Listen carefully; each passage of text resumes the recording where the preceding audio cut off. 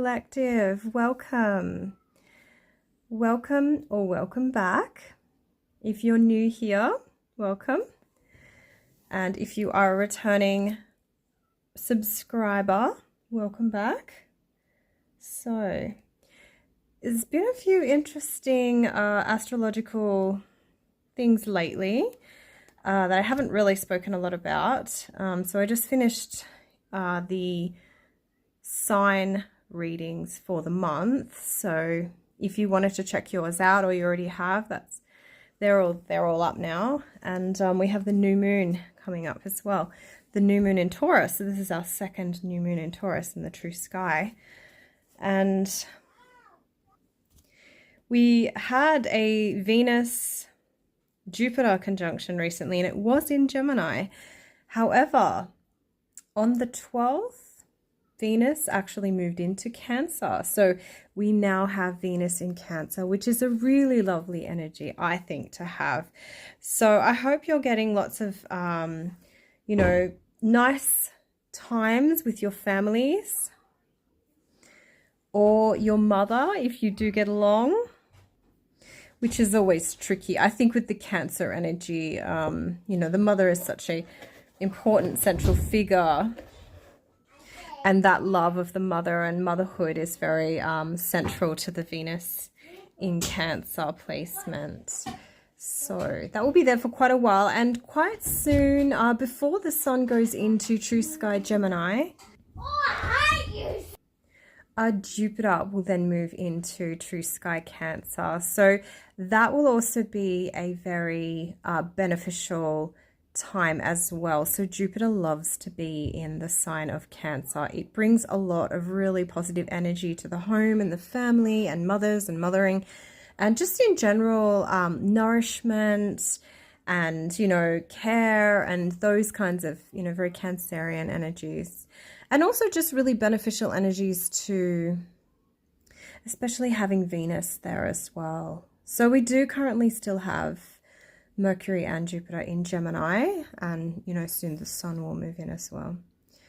But yeah, so we have the new moon coming up in Taurus, and then not long after there'll be a few more changes. I have already pre-shuffled your cards and cleansed the space and laid them out and invited our guardians and protectors and gods and heroes and ancestors to guide us towards what we most need to know at this time. So it is a general collective reading here today. I hope you're having a great day and that this reading resonates with you. So just take what resonates and leave the rest for whoever else needs to hear it.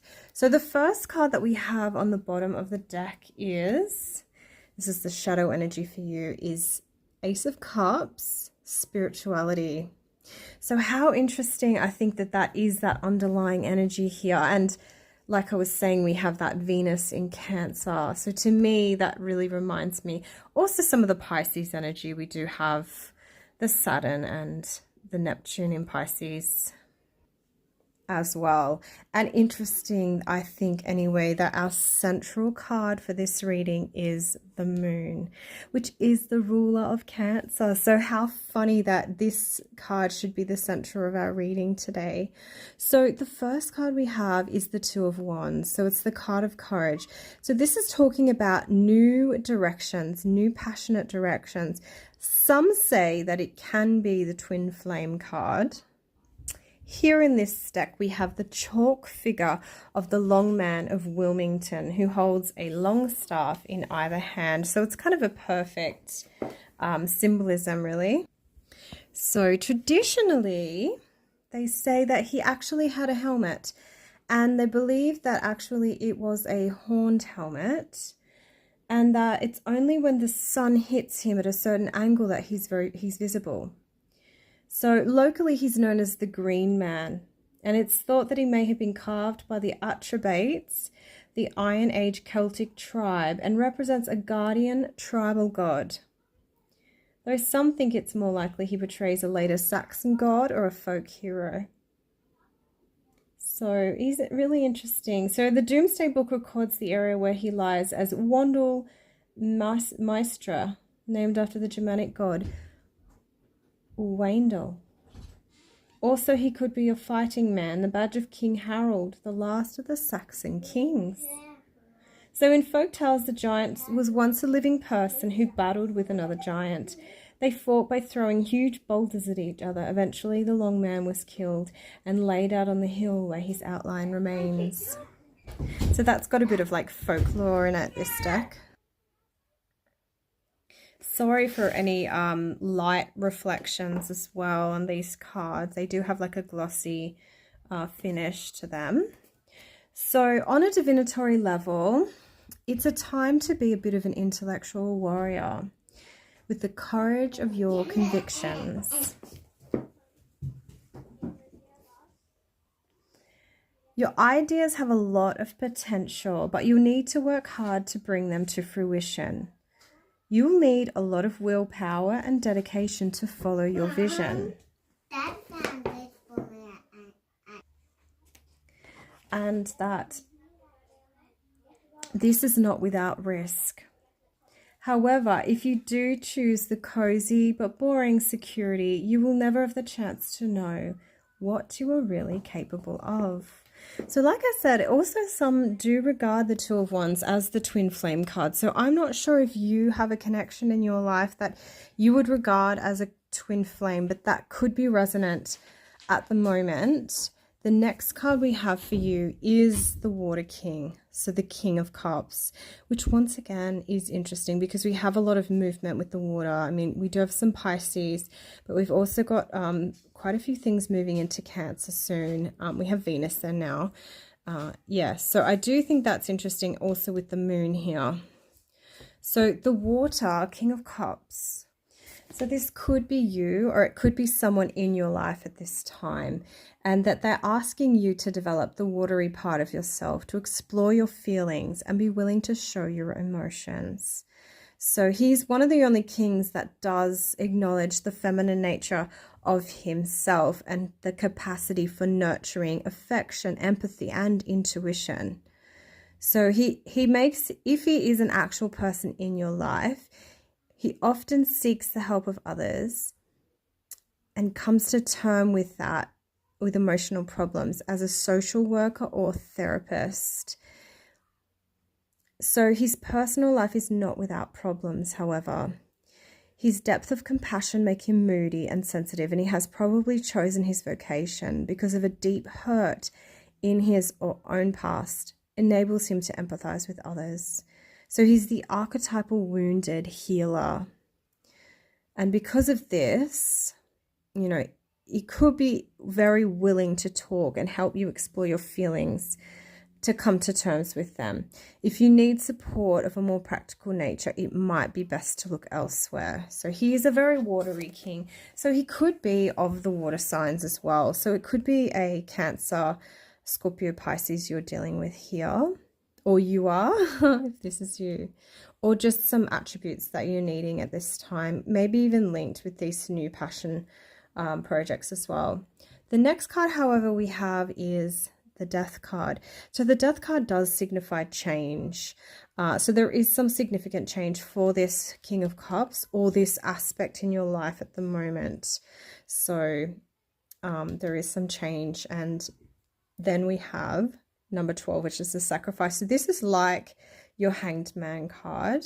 So this time will be really important to go within, like spend some time alone, meditate, think about what you're doing, you know, maybe write in a journal if you're not a big meditator. Even if you are, writing's always a great way to, you know, get your thoughts down and try and make them clear. And think about what it is you're really wanting in your life at this time, because there's something that needs to go. We do have this change energy here, not that it's directly linked to the Sacrifice. It's more linked to our Two of Wands, a Page of Discs here, and the Moon. However, it is saying there is an ending here. Interesting, the card linked in here with the Death is the card of Disillusion, which is a definite ending. It's a painful ending. However, the advice for this painful ending is that you need to accept it and move on, because it was not working out. It was not for the best, and that moving on is for the best. Then for our central card, we have the moon. So the moon is always a very mysterious energy. It speaks of regeneration, mostly due to the fact that, you know, we get a new moon and then it grows to full and then it does wane again and then, you know, wax again. But it does, you know, come back. So there is this real cyclic nature of it, and that, you know, the renewal, that renewal of whether it's the spirit or the soul, or, you know, it's linked to those energies. The darkness and the light, you know, it's a light in the darkness. You know, it's, I guess it's kind of like the, not the opposite of the sun, but it is, because it really is that reflection of the sun. So, and our ancestors were often, you know, very in touch with the moon, in alignment with the crops and the hunting and the seasons, even the female cycles and birth and things like that are very linked in with the moon, as well as obviously like the tides. You know, there's things in nature that are very tied in with it as well. So it signifies a period of change and fluctuation. Nothing remains stable or certain for long. At this time, you need to accept change as a cycle in your life. There may be something, it may even be time that you need to let go of something, a bad habit, a negative thought pattern, a destructive relationship, an old hurt that's holding you back or stopping you from developing as you need to, which does really connect here, because not only do we have the sacrifice card, but also the death card. So it really is signifying that there is a change going on here. And then obviously we do have the new moon. So with the new moon being in Taurus, you could look at your chart, True Sky Taurus, and try and find where the new moon is going to be in your chart. And, you know, depending on how it falls in your chart, you can kind of, you know, depending on what you want to do with that energy, with the letting go and the banishing and those kind of energies, you can really work with it with astrology. You can work like a synergy. It suggests that your attitudes might even be causing you pain, that you're living in the past. However, you need to grow and face the future. So it's a great card for artists and writers, poetry, paintings, and sculpture. Spiritually, it's also a time when you need to listen to your dreams. You might have really, you know, strong dreams telling you things. And it's also an excellent time to develop your psychic skills, as you'll be more intuitive than usual and should trust your instincts. So, and this is to do with also this dissolution. So this is a painful ending that you're letting go at the moment. And this is a real ending energy here, and even with the sacrifice. So the next card we have is the Page of Discs. So here's another figure. Could be an earth sign. So if you're an earth sign, could be you. The pages are a lot younger than the kings, however. So our King of Cups here would be like 30 plus, probably 35 plus, whereas the pages are like child up to, say, late teens. And he is the Earth Page, Page of Discs. So he could be like of the earth signs or houses. Doesn't have to be a he either. And or the ruling planets associated with the earth. Same with our King of Cups, who's obviously linked to the water houses and the water planets. And then his message is health. So maybe this sacrifice that you're needing at this time is linked to your health. So there may be something that you do, whether it is a mental thing like you know, negative thinking, or a physical thing like eating a certain thing or drinking a certain thing, or not getting enough exercise, or there's something that you may need to sacrifice at this time, because maybe your health, I don't know all your situations, but if you are having health challenges, this reading seems to be stating that there's some kind of sacrifice needed, and there's a change here as well. And intuitively you will know what it is you need to do for your health. Could also be individual coming in as well. So the base of the Matter card we have for you is really intense as well. We have the Underworld. So this card does really signify a serious you know, shadow energy at play at the moment. And so this is linked to this moon. So maybe, I'm not saying you're having nightmares, but your dreams could have a very shadowy energy to them if you are having strong dreams at this time. Could even be linked here with this King of Cups and or the Page of Discs. So I'm not sure if you have a child. The Page of Discs could be your child, and it could be their health even. Then you have the Six of Swords. So the Six of Swords is saying that you will get through this, that you'll pass through these challenges into calmer waters. Things are going to get better for you. The next cards I'm going to clarify with are the Green Witch Tarot. And on the bottom of the deck, we have for you the Wild Hunt. So this card is very much linked with your Tower card. So there is a very underlying, this is the shadow energy of that deck, energy associated with like a chaotic energy and a definite change, like changing a paradigm, like big changes at the moment for you as well. So to clarify the Two of Wands, we have the Nine of Wands. So together that's a 10, but the 10 is a very overwhelming energy.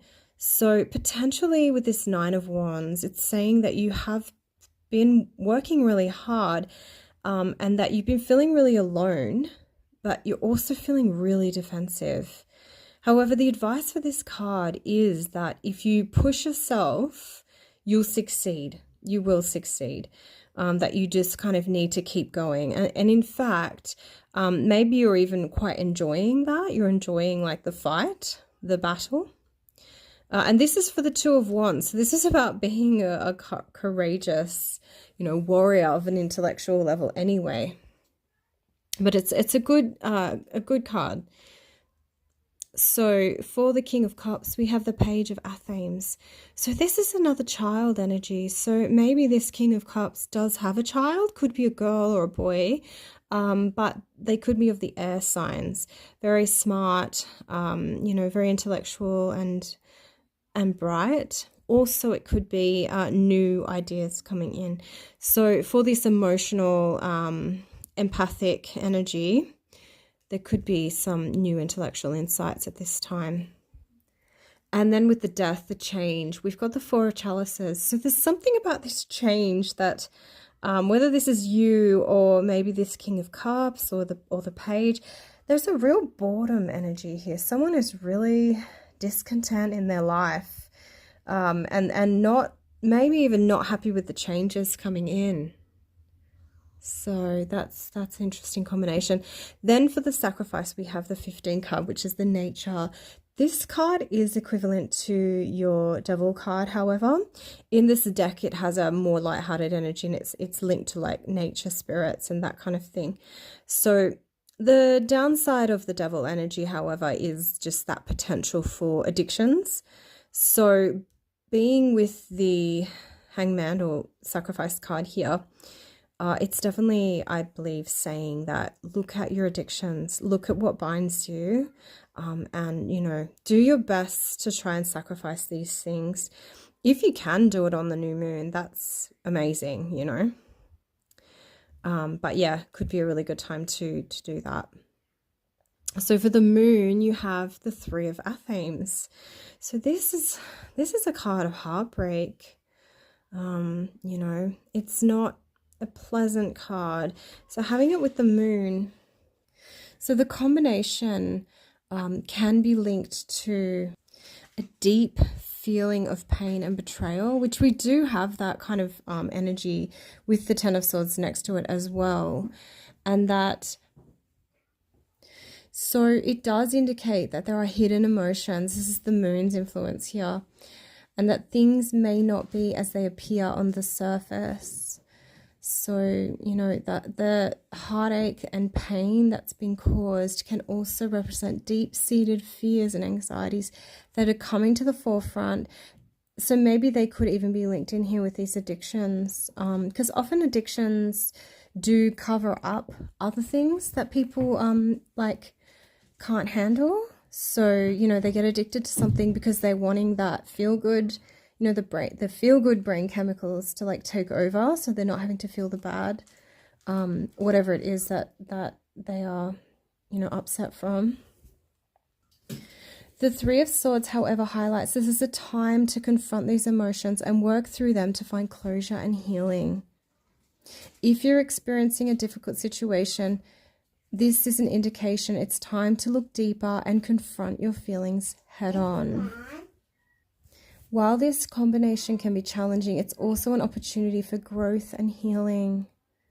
The moon emphasizes intuition, which is a very powerful force for helping you understand your own feelings and those of others. And also, the Three of Swords can help to let go of baggage and embrace a new beginning. So that's lovely, but challenging. So there definitely is a lot of that energy here about letting go of baggage with the sacrifice, and then also the new beginning with the Death card as well. And we also had the dissolution, so it's a painful ending.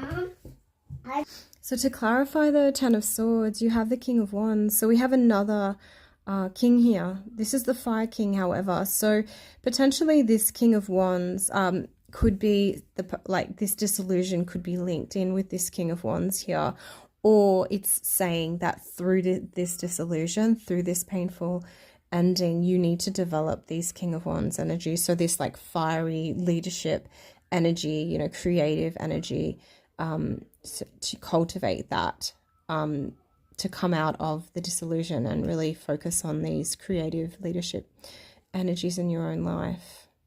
It could be, though, that this King of Wands could be the one that you're ending it with as well. To clarify the Page of Discs, the health card, however, we do have the Sun. So this is a really, really positive card, especially for good health. It always portends, you know, recovery. So it's a success card. It's a yes card. It's a very positive card. And whatever it touches, it really alleviates the problems. And then for the Underworld card, we do have the Five of Wands. So this is saying that there has definitely been some conflict, and that at this time you really need to kind of lean on your leadership skills and also your diplomacy, and to be really tactful with people, because there's a lot of like disagreements and opposition, and you know, people, different ideas and that kind of thing. And, you know, you're kind of needing to work with multiple people in this situation. So maybe that's why this situation is a bit dark as well, because you're having to manage, you know, a lot of different people involved here. Then for the Six of Swords, which is already a really positive card and talking about, you know, passing into calmer waters, coming out of this mess and going somewhere a lot more peaceful. You've got the Battle Wagon, which definitely indicates success. You know, it's another really positive card. It can also be linked to a vehicle, so maybe even, it's interesting you have the Six of Wands, which often has a boat on it. Not in this one, there is water on this one, but there's not an actual boat. And it does portend a sense of travel or getting away from your problem. And also the Chariot is linked to the card too. So maybe it might even be that you do. So maybe even potentially you're moving away from this situation, which by the sounds of it would be for the best. Sometimes a move can really bring a lot of, you know, more positive, fresh energy in. So the next cards I'm going to clarify with are the Earth Magic Oracle. And on the bottom of the deck, we have Ceremony, Invocation. So this could be really important at this time too. If you can do some kind of invocation, whether what you're needing help with, you know, maybe you're needing strength, or you're needing money, or, you know, something that you're needing help with. Wow, okay. So the first card we have is the Spring Equinox, which is linked to rebirth. So this is for our King of Cups, Page of Athens. So maybe it's a rebirth of new ideas coming in here. Maybe, I mean, maybe it's rebirth, not birth, but potentially could it be a child? You know, she is this abundant fertility figure here. I just wonder if this is kind of signifying potential pregnancy with this King of Cups. You know, if that's you, congratulations.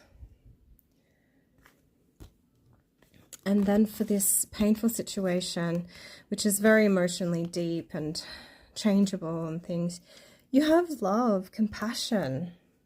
So yeah, be kind to yourself, you know, be kind to others as well, but, you know, have compassion for what you're going through and what you've been through. I don't know if you know any like heart-based meditations, but they can be quite good.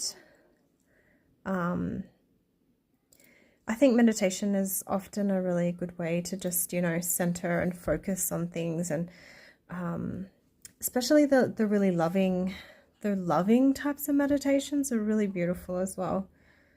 Because I think in our society, you know, it's at least from a Western perspective, you know, there can be like a bit of a cold kind of energy in between people and families and things like that.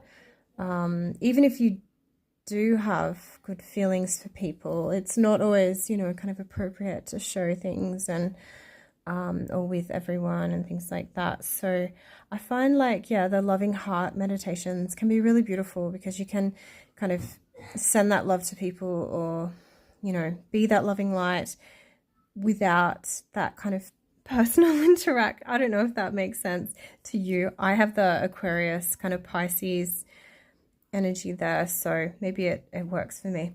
But anyway, yeah, I think just love and compassion is a really healing energy, and I think it's really important for this situation because it does sound rough. And then here we have Desert, Vision Quest. So that's really interesting because I was talking about that potential trip and that maybe it could be over water, it could be in a car, but there does seem to be some kind of questing energy. And this is for a vision, some kind of vision. And this is for the underworld energy, the shadowy energy, this energy with others. So maybe even this vision quest could even be with a group that you're going on. Some kind of spiritual retreat or something like that, to deal with some of this shadow energy, to really help heal this whole situation, to move on into a much better life. It's definitely a good time for it.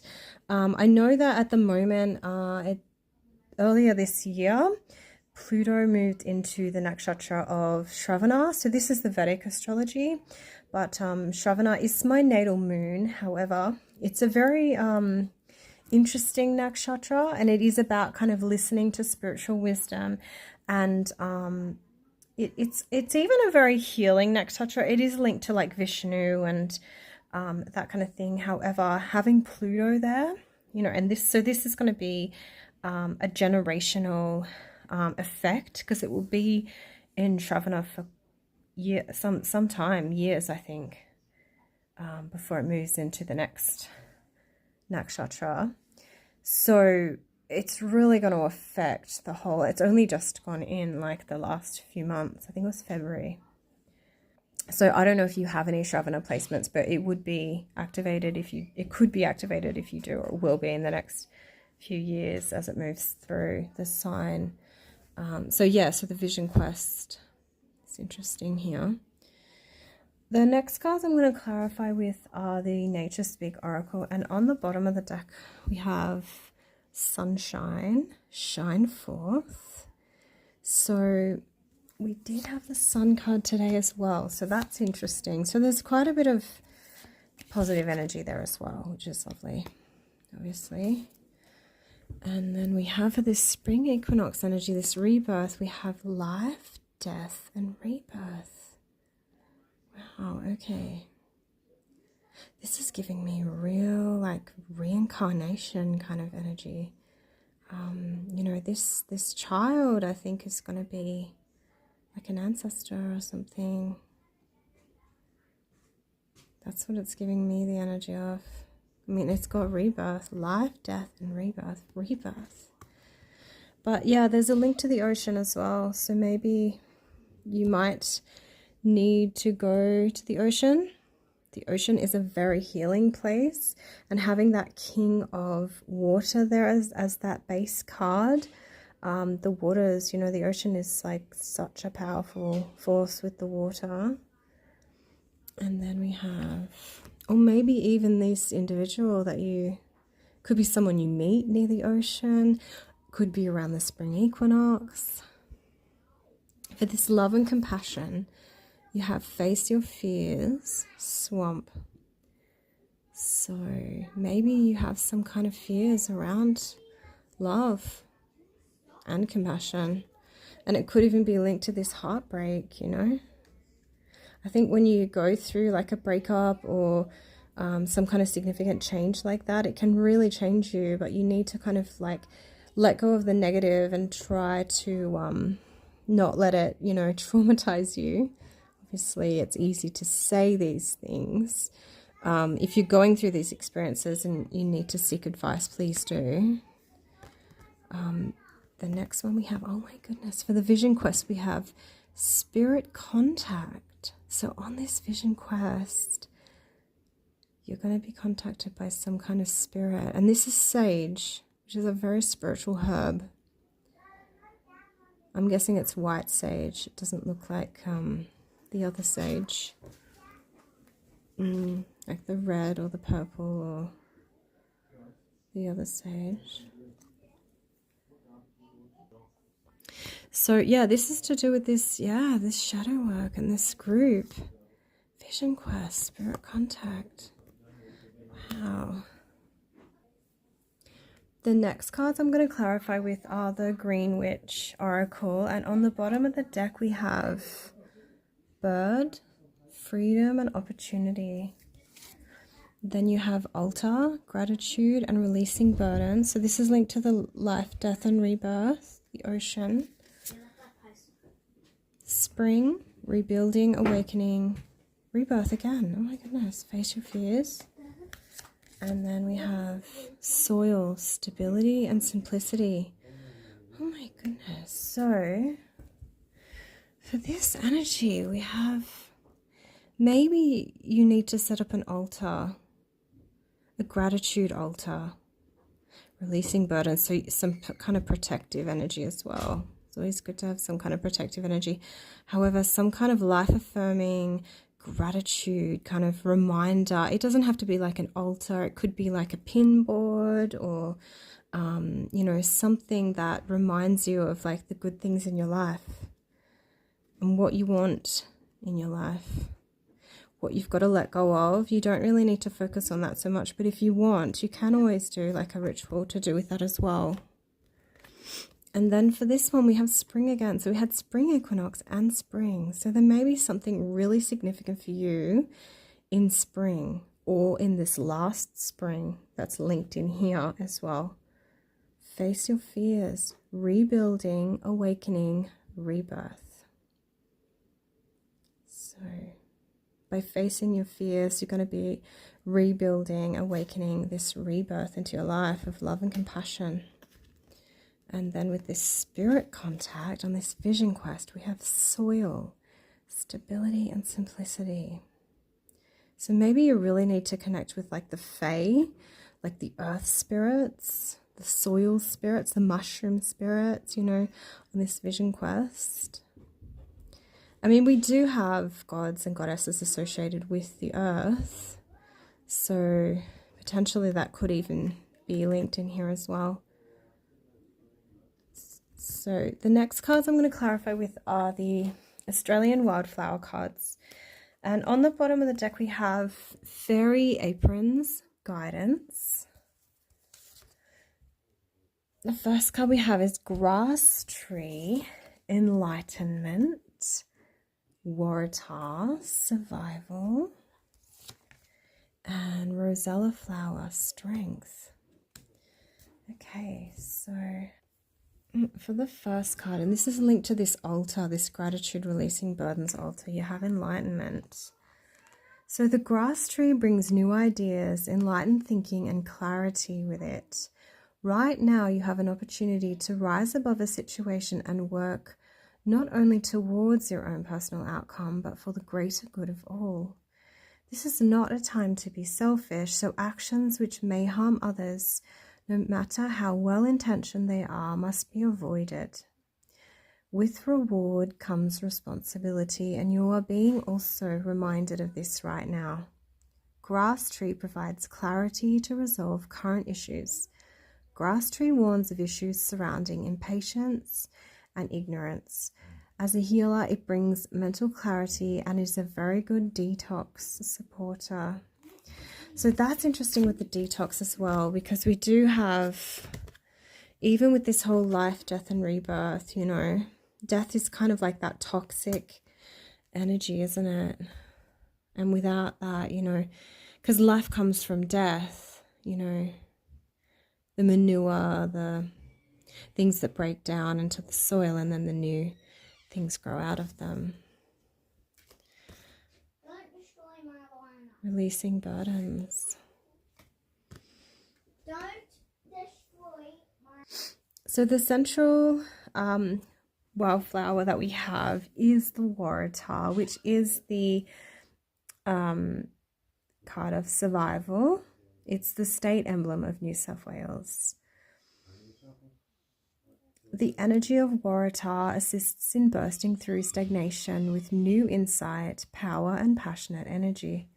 Inner strength is highlighted, and connections with life purpose, new beginnings, and even new passions and love.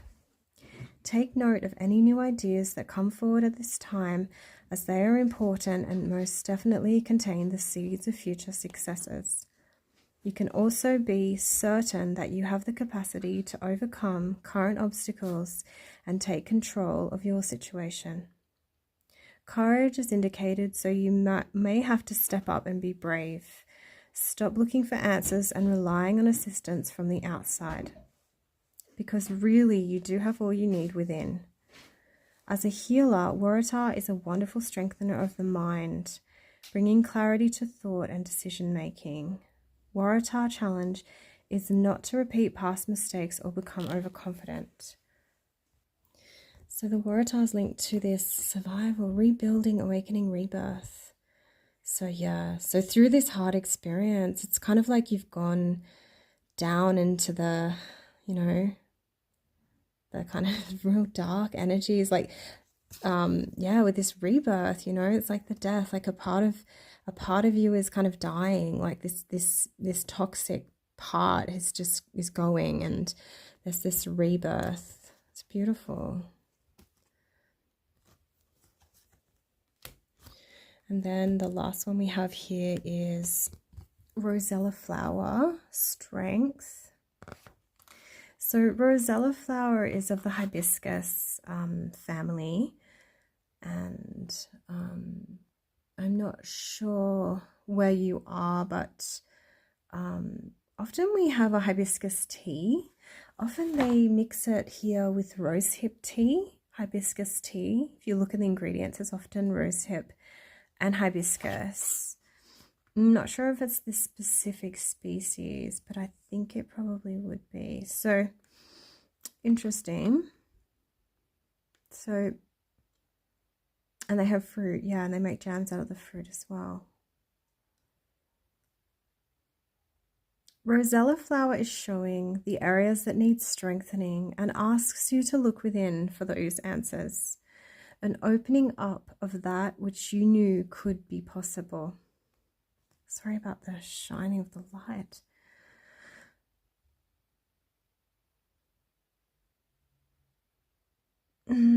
Sorry. New heights attained and a renewed vigor for life and projects.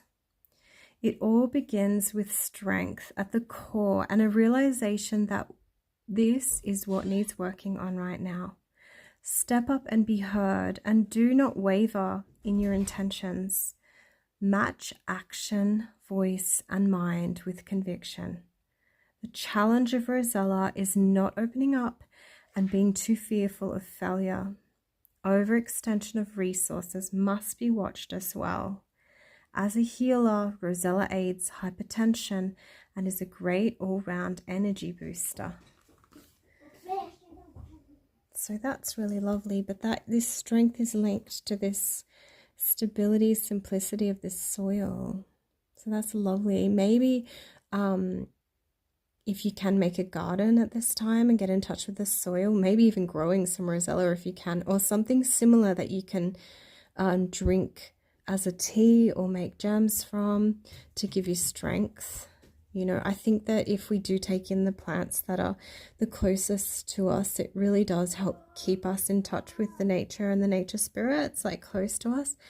And it can really help with like your vitality and energies, and even with spiritual contact as well, because this is here as well. And the Vision Quest, often sacred plants are involved in these things, you know. So anyway, that's your reading. And if you've made it this far and you did get anything out of it, if you could like comment, like let me know anything, that's fine, about it, like if it resonated or didn't, or you know, if parts of it did and parts of it didn't. Yeah, it's up to you. Or subscribe if you haven't already. That would be amazing. If you already have, thank you so much, and please take care. Bye.